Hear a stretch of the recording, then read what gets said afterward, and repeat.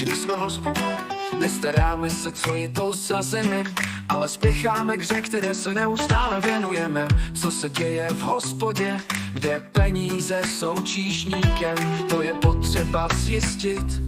Když něco řeknu, poslouchejte, tak ať každý pije, jak se komu slíbí. 100 peněz na jídlo, 1000 na pití.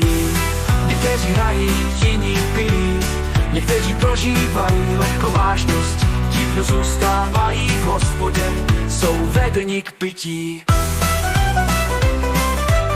100 peněz na jídlo, 1000 na pití. Pije papež i král, pije ten, kdo kráde všechno, pije ten, kdo vaří pivo, pije ten, kdo stojí mezi tmy, pije ten, kdo je mrtav starostmi, pije ta, co je na dně života, tak ať každý pije.